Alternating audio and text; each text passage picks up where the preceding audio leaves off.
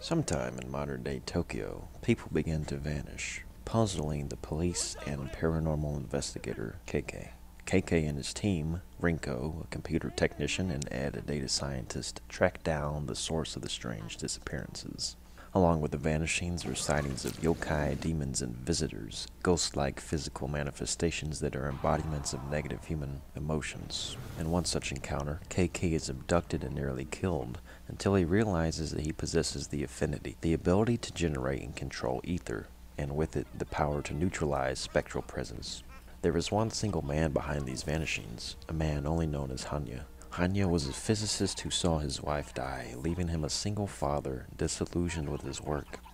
One morning, he has an epiphany about the nature of the soul and sets out to free humanity from their physical shells, thinking it would be like merely changing temperature from hot to cold. While pursuing Hanya, KK loses his own life, leaving behind his family, who he had forsaken in order to complete his task, as well as his research team. It's near this time, unable to stop the progression of Hanya's plot to steal souls to reunite with his wife, that KK witnesses an accident involving Akito while he is on the way to visit his sister in the emergency room after she was severely burned during a house fire.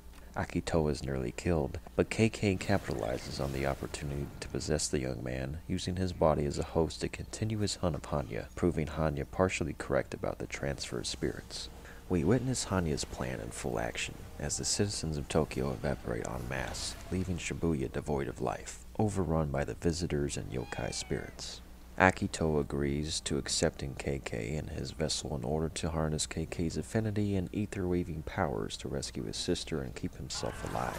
Mari is kidnapped by Hanya because she is one of the last living vessels whose stubborn soul is not yet departed from its body, and he wishes to perform an exorcism of her. Hanya views himself to be a savior, granting freedom to all. In order to slow down his plan, Akito and KK search to capture the lingering spirits who have been disconnected from their bodies, yet remain in Tokyo with many of the same problems that they had yesterday. The pair run errands for these lost souls in order to give them peace so that they may pass into the afterlife. Assisting them from beyond the grave are Ed, who receives spirits and relays information via the use of pre-recorded payphone messages, and Rinko, who likewise perished but remains in Shibuya in spirit to stop Hanya and avenge the loss of her protege Erika, who joined forces with the team in order to stop the madness of her father Hanya. Rinko is unable to accept her part in Erika's death and is unsure what happened to her, as she was cast aside from the project because of the dangers it presented. Erika, being shunned from helping the group, returns to her father, who uses her as a puppet to help him further his goal.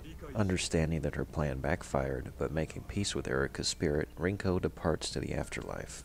Akito and KK battle the vessels that used to be Hanya's family as he makes his way to Tokyo Tower to complete a ritual that will link the human world with the underworld, freeing all spirits and conjoining them to his body. Akito is hesitant to stop Hanya when he questions Mari's desire to stay living or pass on peacefully. KK assures Akito that this is a trick, but it causes Akito to reflect on the conditions that led to Mari's accident, for which he blames himself. KK briefly separates from Akito, battling his own former self, the body he was discarded from. Akito later learns from Mari, who resisted Hanya's ritual, that she doesn't blame Akito for the accident and wishes for him to continue on living for herself and their lost parents. Akito and Kate are able to defeat Hanya and free the remaining wandering spirits, returning the rest of Tokyo to normal and allowing KK to depart to the afterlife. As well, making Akito promise to find his family and tell them that he misses them. 俺は最後まで諦めずに生き抜いたと。分かった。必ず伝える。